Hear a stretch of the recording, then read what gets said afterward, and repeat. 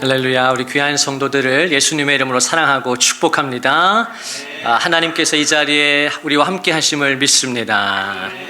하나님이 이 자리에 우리와 함께 계셔서 우리를 아시고 우리를 살펴보시고 우리 앉고 일어섬을 아시고 또 우리의 모든 생각을 밝게 하시고 또 우리의 입의 말을 주님이 다 알고 계십니다.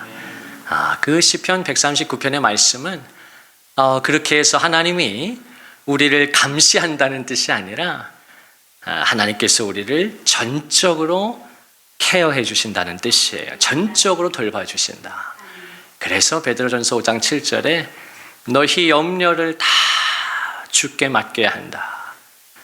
Because He cares for you. 하나님이 너를 케어하시기 때문에, 하나님이 너를 돌보시기 때문에 걱정하지 말라는 것입니다. 하나님을 의지하라는 말씀이에요. 6월 첫 주일에 하나님의 깊은 임재 가운데 예배 드릴 수 있어서 얼마나 감사하고 행복한지 모르겠습니다.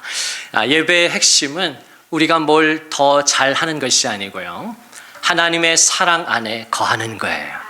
하나님의 사랑을 향유하는 것입니다. 우리가 뭘 더 잘한다고 하나님이 우리를 더 사랑하는 게 아니고요, 내가 뭘 조금 못한다고 해서 하나님이 나를 덜 사랑하는 게 아닙니다. 하나님의 사랑은 헤세드의 사랑이기 때문에 한결같은 변치 않으시는 주님의 사랑인 것입니다. 그래서 우리가 그 사실을 깨닫게 되면 얼마나 자유함이 있는지 몰라요. 예배 드리는 것이 기쁨이 됩니다. 내가 봉사하고 교회에서 사역하는 것이 이게 무거운 짐이 아니라 내가 뭘 더 잘해야 되는 게 아니니까, 실수하면 그냥 큰일 나는 게 아니니까요.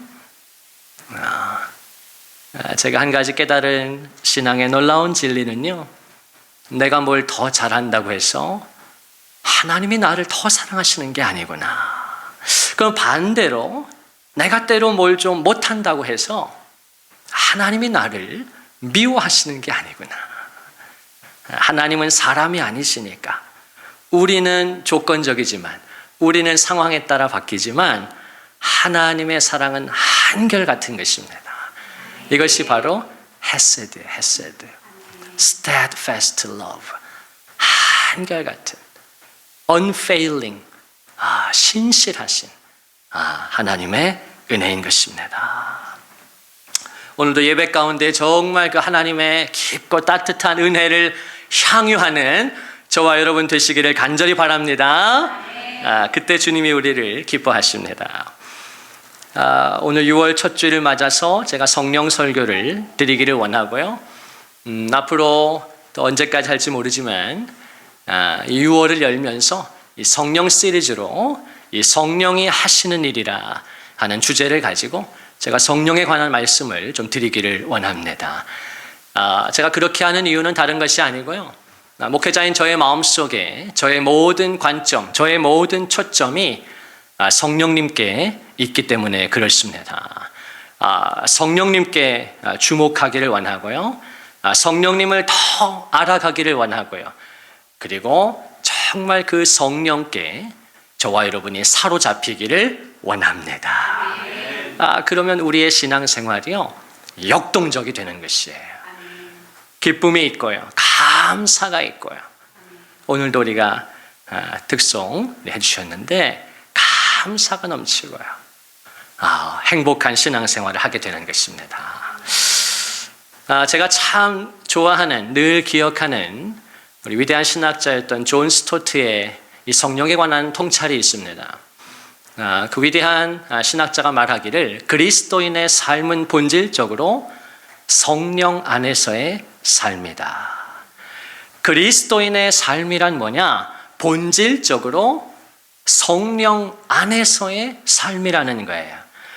그리스도인은 성령에 의해서 활기를 띠고, 성령에 의해서 유지되고, 성령에 의해서 인도함을 받고, 성령에 의해서 풍성함을 누리게 된다는 것입니다. 이것이 그리스도인의 삶이다. 저는 우리의 삶이 정말 성령 안에서의 삶이 되기를, 우리 귀한 성도들 오늘 예배를 드리면서 하나님의 은혜 가운데 정말 우리의 남은 신앙의 여정이 성령 안에서의 삶이 되시기를 주님의 이름으로 축원합니다. 우리가 교회에서 하는 모든 예배, 봉사, 우리의 사역, 우리의 모든 것이 성령 안에서 되어지기를 축복합니다. 그럴 때 성령에 의해서 우리의 신앙생활이 메마를 수 없고요, 건조할 수 없고요, 무미건조한 신앙생활이란 있을 수 없습니다. 장례식 같은 예배란 상상할 수가 없는 것이에요. 성령께서 우리에게 활력을 주시기 때문입니다. 성령께서 우리를 유지시켜 주신다 그 말입니다. 성령의 인도함을 받게 됩니다. 궁극적으로 성령 안에서 우리는 풍성한 신앙생활을 향유하게 되는 것이에요. 제가 왜 이렇게 신앙이 성장해 가고 성숙해 갈수록 이 성령에 미치기를 원하고 정말 제 몸 어디를 찌려도 정말 성령이 나타나기를 바라는가? 제 모든 신앙의 관점이 왜 성령께 있는가? 위대한 종교개혁가였던 마틴 루터는 그런 통찰을 했는데요. 인생이란 뭔가? 도대체 그리스도인이란 누구인가? 신앙생활이 무엇인가? 루터가 그런 통찰을 해요. 성령님 없이는, 그리고 은혜 없이는 사람은 죄 짓는 것밖에 할 수 없다. 그리고 그래서 끊임없이 죄를 짓는 것이다. 무섭도록 정확한 통찰력이죠. 성령이 없이는, 그리고 은혜 없이는 사람이 하는 일이란 죄 짓는 것밖에 없다는 것이에요. 육적인 생각과 마음과 사상과 그런 사고체계와 그런 라이프 스타일을 가지고 육적인 열매만 주구장창 맺게 되는 것입니다. 끊임없이 제 죄를 짓게 되고 우리의 삶은 점점 힘들어지고 피폐해지고요, 메마르고요, 강팍해지고요, 곤고해지고요, 우리의 삶이 고통으로 점철되는 것입니다. 그러니까 하나님을 모르는 불교에서는 인생을 고해라고 본 것이에요. 고통의 바다라는 것입니다. 너무 고통스럽다는 것이죠.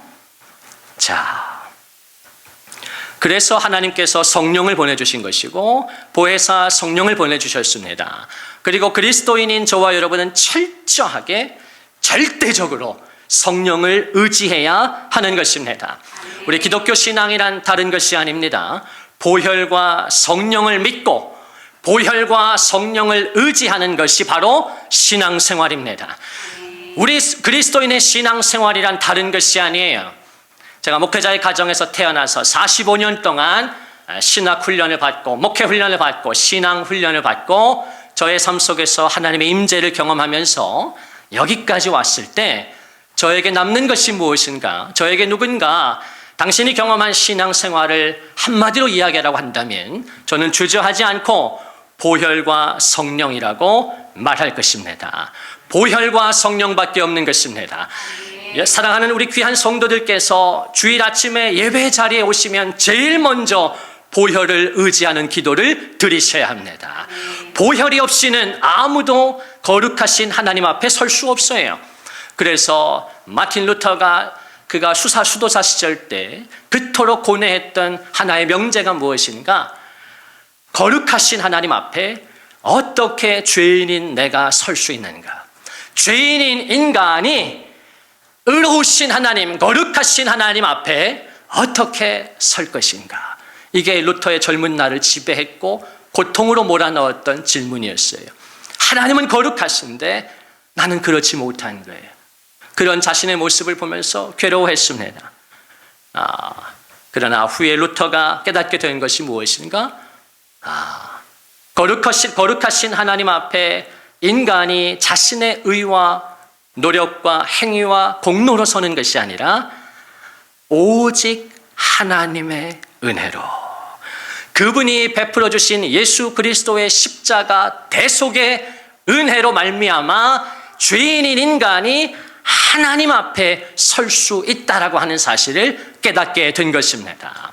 루터가 아주 유명한 그 명제를 통찰을 하는데요. 라틴어로 simul justus et 페카토르라고 하는 아주 유명한 명제를 남겨. 그게 뭐냐?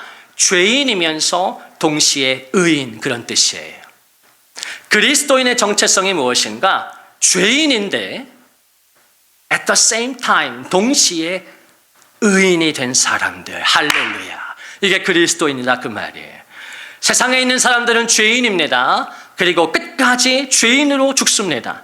그래서 멸망하고 고통스러운 삶을 살다가 그렇게 그냥 소멸하는 것이 아니라, 흙으로 돌아가는 것이 아니라 그의 영혼은 지옥에 떨어지고 말아요. 그러나 그리스도인도 죄인입니다. 여기 서 있는 목사도 죄덩어리에 불과합니다. 제가 배설하는 것들이 다 죄의 열매에 불과한 것이에요. 그런데 죄인이지만 용서받은 죄인이기 때문에, 성령을 모신 죄인이기 때문에 루터가 깨달았던 것처럼 저와 여러분은 그리스도인이 세상 사람들과 다른 건 무엇인가? 죄를 덜 짓고 안 짓고 그런 차원이 아니라 본질적으로는 그리스도인이란 죄인임과 동시에 의인이 된 사람들입니다. 그리스도의 의가 내 안에 있기 때문이에요. 예수님의 의를 모시고 있기 때문에, 가지고 있기 때문입니다. 고린도전서 1장 30절이 말씀하지 않습니까? 그러므로 예수 그리스도는 너희에게 지혜와 의로움과 거룩함과 구원함이 되셨도다. 예수님이 우리의 의로움이 되어주신다. 예수님이 나의 거룩함이 되어주신다. 저와 여러분이 그냥 거룩해지는 게 아닙니다. 도 닦아서 거룩해지는 게 아니에요. 3000배 한다고 거룩해지는 게, 수행한다고 거룩해지는 게 아니라 오직 예수의 피와 의를 힘입을 때 하나님 앞에 거룩해지는 줄로 믿습니다. 구원받게 되는 것이 하나님의 자녀가 되는 것입니다. 그래서 히브리서 10장 29절은 이 성령님을 가리켜서 은혜의 성령이라고 부릅니다. 은혜의 성령이시다. 우리에게 끊임없이 은혜를 베풀어 주시고, 죄를 지으면 또 우리가 회개할 때 용서의 사죄의 은총을 베풀어 주시고, 또 우리의 삶 가운데 죄와 싸우고 이길 수 있는 그 힘, 그 권능을 부여해 주시고, 우리의 삶을 은혜로 채워 주셔서 고통의 바다에 함몰되어 빠져 죽는 것이 아니라 거기서도 주님이 손잡아 주시고 일으켜 주시니 우리는 고통의 바다에 살지라도 은혜의 바다를 경험하게 되고, 궁극적으로는 시편 107편이 묘사하는 것처럼 소망의 항구로 주님이 우리를 인도해 주시는 것입니다. 그때 그 시편 107편이 말씀하지 않습니까? 여호와께서 인생에게 행하신 기적과 그 놀라운 은혜로 말미암아 주님을 찬송할지로다. 아멘. 그 고통의 바다에 여러분 다 빠져 죽지 마시고 주님의 손을 굳게 잡으셔서 오늘도 예배 가운데 찾아오시고 말씀하시고 손 내미시는 그 주님의 손을 덥석덥석 잡고, 깨물지 물면 안 되고 덥석 잡아서 일어나는 저와 여러분 되기를 주님의 이름으로 축원을 드립니다. 자, 이 성령은요, 우리가 성경을 보면 구약에서는 이 루아흐라고 표현된 것을 번역한 것입니다. 한번 또 우리 신약에서는 푸뉴마라, 이게 이제 구약 성경이 쓰인 히브리어로 루아흐, 또 신약 성경이 쓰인 헬라어 그리스어로 푸뉴마라, 이것이 성령입니다. 그 루아흐, 푸뉴마의 그 원어적인 의미를 좀 깊이 들어가면 하나님의 영, 또 생기, 에스겔 37장 5절이 대표적으로 말씀하는 내가 생기를 너희에게 들어가게 할 것이다. 우리말 성경이 생기라고 번역한 것이 바로 루아흐입니다. 성령을 가리켜요. 생기다. 살아나게 되는 것입니다. 또 호흡입니다. 하나님의 breath, 하나님의 호흡이에요. 그러니까 성도가 어떻게 답답한 인생 속에서, 답이 없는 인생, 여러분 세상에 답이 없지 않습니까? 인생살이라고 하는 건 답이 없는 인생을 살아가는 거 아닙니까? 그러니까 거기에 갇히고 답답하고 결국 숨이 막혀 질식해버리는 거예요. 그러니까 그냥 막 극단적인 선택도 막 그냥 하게 되는 것이, 숨을 쉴 수가 없으니까요. 꽉 막혀버렸으니까요. 앞이 보이지 않으니까요. 절망이니까요. 그런데 어떻게 성도가 숨 쉴 수 있나? 어떻게 고난 중에도 감사하고 기쁨을 유지할 수 있나?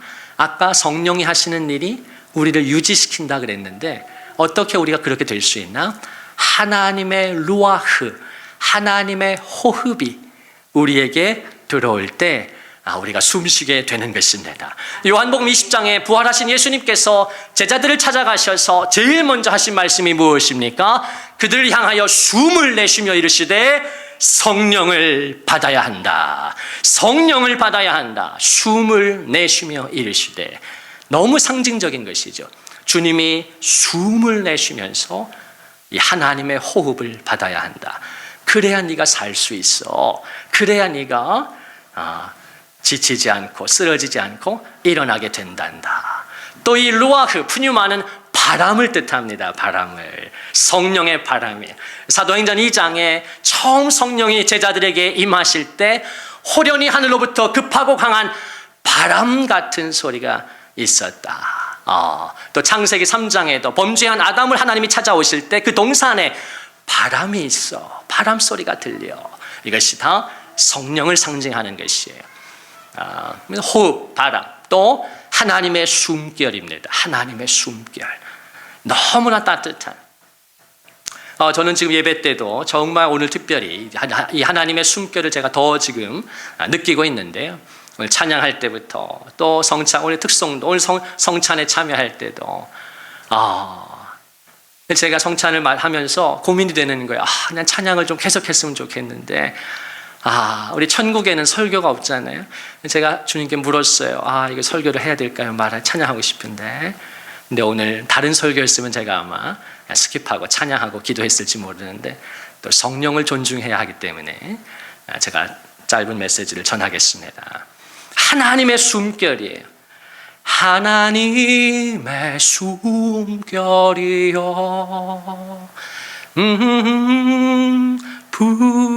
부리시여. 그 하나님의 숨결, 전능자의 숨결 말입니다. 우리가 하나님을 어떻게 향유할 수 있습니까? 보이지 않고 만져지지 않는 그 하나님이라는 신적 존재를 어떻게 제한된 인간이, 물리적인 인간이 경험할 수 있어요? 성령을 통해서. 그분이 전능자의 숨결로, 하나님의 숨결로 내 귀에 속삭이시고 내게 말씀하시고 얼마나 그 하나님의 위스퍼, 그 속삭임, 이건 표현이 얼마나 감미로운 것입니까? 그래서 그 존 뉴턴이 원래 정말 극악무도한 범죄자였지 않습니까? 10대 때부터 어려운 형편 속에 노예선을 타게 되고 그 노예를 흑인들을 그냥 납치해다가 인신매매해서 노예로 파는 그 노예선을 10대 때부터 타게 됩니다. 그래서 너무나 거친 그런 인생을 배우는데 배운 게 도둑질밖에 없는데 그가 20대가 되었을 때도 그걸 끊지 못하고 배운 게 없으니까 계속해서 하게 되죠. 결국 그가 또 재능이 있어서 선장까지 됩니다. 그러나 그가 큰 사고를 만나고 목숨을 건지게 된 다음에 내가 이렇게 살다 죽겠구나. 그리고 죽으면 내가 내 죄에 대한 심판을 받겠구나. 성령이 자각을 주실 때 깨닫게 됩니다. 그리고 하나님의 은혜로 성경을 읽게 되고 놀랍게도 하나님의 숨결을 경험하게 되죠. 나를 찾아와 주시고 내가 죄 지을 때 아파하셨고 내가 고통스러운 한스러운 인생을 살아갈 때 나를 혼자 두신 것이 아니라 그 순간순간에 하나님이 다 지켜보고 계셨고 나와 함께 하셨던 그 전능자의 그 손길을 깨닫게 된 것이에요. 그리고 그가 결국 은혜를 경험하죠. 성령을 경험합니다. 그리고 그가 목회자가 되지 않습니까? 그리고 그가 우리 교회사 2000년 역사에 단 한 곡을 꼽으라면 나 같은 죄인 살리신 Amazing Grace. 예전에 보니까 막 오바마 대통령 하나님 믿지도 않으면서 오바마 대통령도 막 그냥 흑인 교회 가서 표 얻으려고 Amazing Grace 막 부르더라고. 미국 사람 중에 모르는 사람이 없으니까 막 Amazing Grace 모르는 사람이 어디 있어요. 그런데 그 Amazing Grace가 그 존 뉴턴이 쓴 그 원래 찬송시에 보면요, 우리말 가사가 좀 담지 못하는 표현이 있어요. 우리말 찬송은 나 같은 죄인 살리신 주 은혜 놀라와 이렇게 돼 있는데 나 같은 죄인 살리신 주 은혜 놀라와 이렇게 돼 있잖아요. 근데 영어 가사에 존 뉴턴이 어떻게 썼냐? Amazing grace, how sweet the sound that saved a wretch like me. 이렇게 썼어요. Amazing grace, 놀라우신 은혜. How sweet the sound. 그 하나님의 은혜라는 그 단어가 how sweet, 얼마나 스윗한가, 얼마나 달콤한 소리인가. How sweet the sound. 그 소리가 얼마나 감미로운가. That saved a wretch like me.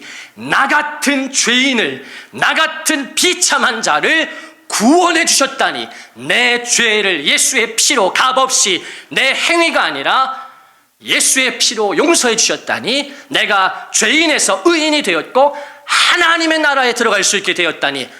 이것이 얼마나 놀라운 은혜인가. 놀라운 은혜인가 고백한 것이에요.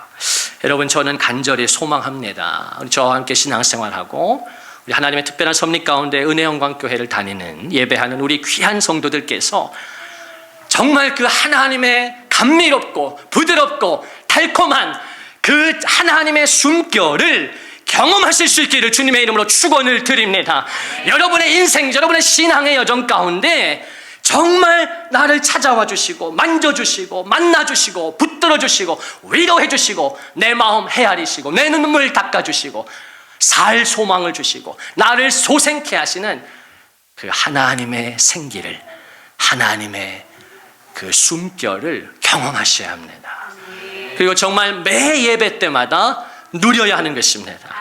하나님의 선하심을 정말 맛보아하는 저와 여러분 되기를 바랍니다. 그래서 우리가 매주 성찬하는 거예요. 매주 성찬. 이 하나님의 숨결에 우리가 같이 젖어들고 싶어서. 자, 이 성령께서 하시는 일이 뭔가? 성령이 하시는 첫 번째 사역은 창조입니다. 성령이 하시는 첫 번째 일은 창조 사역이에요. 자, 오늘 말씀 같이 한번 보실까요? 우리 1절이죠. 다시 한번 읽겠습니다. 시작. 태초에 하나님이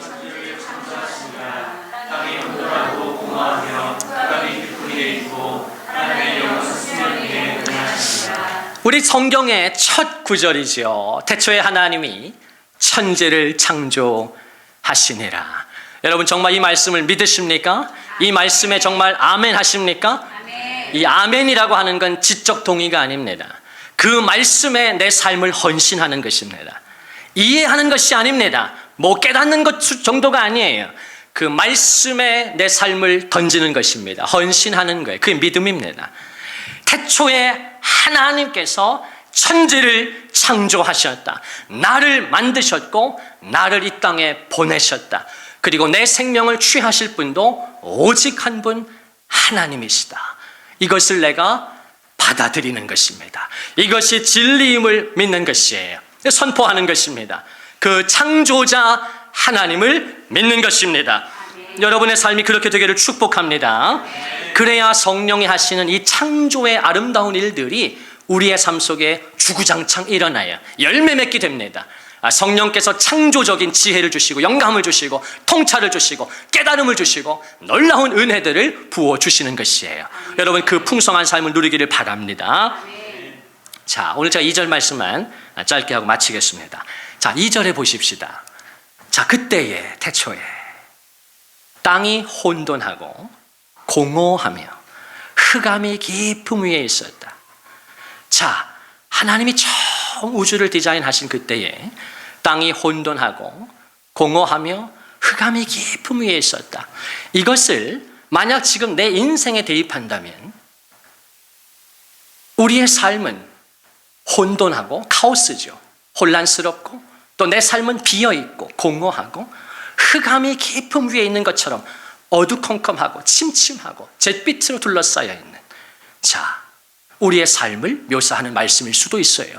자, 그런데 그때에 하나님의 영은 수면 위에 운행하셨다는 것입니다. 하나님의 영, 그 루아흐가 그 물 위에 운행하셨다는, 우리의 삶 속에 우리의 가정 위에 운행하셨다는 말씀입니다. 자, 우리말 성경은 운행하셨다 그랬는데 이게 버스 운행이 아니에요. 잘 깨달으셔야 합니다. 영어 성경은 이 말씀을 The Spirit of God was hovering over the waters 이렇게 번역해요. hover라는 단어를 씁니다. 이렇게 어딘가에 무엇에 약간 이렇게 떠 있어서 그 위에서 이렇게 보호하고 서성이고 맴도는 그게 hover죠. 하나님의 영이 물 위를 hovering, 거기를 감싸면서 움직이고 계셨다고 영어 성경은 번역을 합니다. 자, 그러면 이 운행하시니라의 원어는 무엇인가? 히브리어로 보면 라하프라는 단어예요. 라하프. 자, 이 라하프를 우리가 좀 풍성하게 이해를 하려면요, 이 말씀이 쓰인 곳을 찾아보면 되는데요. 대표적으로 신명기 32장의 말씀이 있어요. 우리 같이 한번 읽어보실까요?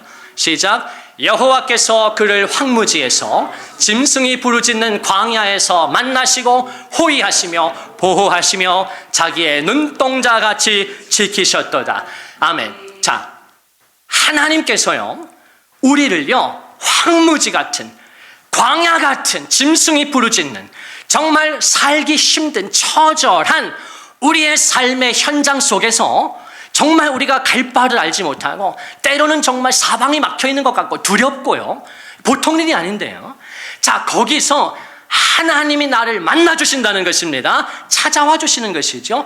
그리고 우리를 호위하신다. 에워싸시는, 우리를 보호하신다. 자기 눈동자같이 저와 여러분을 지켜주신다는 말씀입니다. 자, 그 다음 11절 12절에 뭐라고 말씀하는가? 같이 읽겠습니다. 시작. 마치 독수리가 자기 보금자리를 어지럽게 하며 자기 새끼 위에 너풀거리며 그 날개를 펴서 새끼를 받으며 그의 날개 위에 그것을 엎는 것 같이 여호와께서 홀로 그를 인도하셨다. 아멘, 아멘. 자, 여기서 이 너풀거리다, 이 단어가 바로 라하프예요. 바로 하나님의 영이 수면 위에 운행하셨다라고 할 때 바로 그 라하프입니다. 자, 지금 이 신명기 말씀 속에서는 하나님의 역사를 어떻게 가르쳐 줍니까?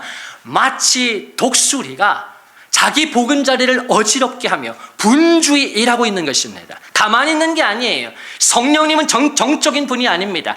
역동적으로 자기 백성을 위해 일하시는 영이에요.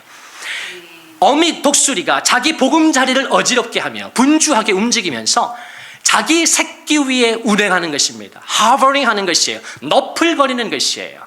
라하프. 그의 날개를 펴서 새끼를 받고요, 그 날개 위에 저와 여러분을 마치 엎듯이 그렇게 하나님이 나와 당신을 홀로 그분만이 우리를 인도해 주신다는 것입니다. 이것이 성령의 운행하심이에요. 하나님은 창조 때에 성령께서 가만 계신 것이 아니라 그 물 위에 성령이 그렇게 분주하게 역사하셨다는 것입니다. 하나님의 창조 역사를 도운 것입니다. 그와 동일한 루아흐가, 그와 동일한 성령의 역사가 오늘도 예배 드리는 저와 여러분의 삶에 성령이 일하고 계시고 너풀거리며 분주하게 우리를 위해 싸우시고 일하고 계셔서 우리를 보호해 주시고 우리를 업어 주셔서 우리를 피하게 하시고 우리를 인도해 주시는 것입니다. 이것이 성경이 가르쳐주는 성령의 첫 번째 사역이에요. 그 하나님의 놀라운 창조 사역 가운데 성령께서 우리를 지켜주시고 보호해 주십니다. 우리와 함께 운행하시는 거예요. 우리의 삶은요, 나 혼자 걷는 삶이 아니에요.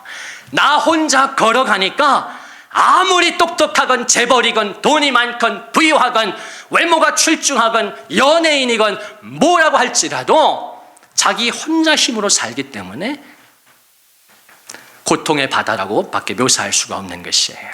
그러나 저와 여러분이 부족하고 지혜가 없고 연약하고 출신이 좋지 않고, 이게 고린도전서 1장의 부르심 말씀 아닙니까? 형제들아, 너희의 부르심을 보라.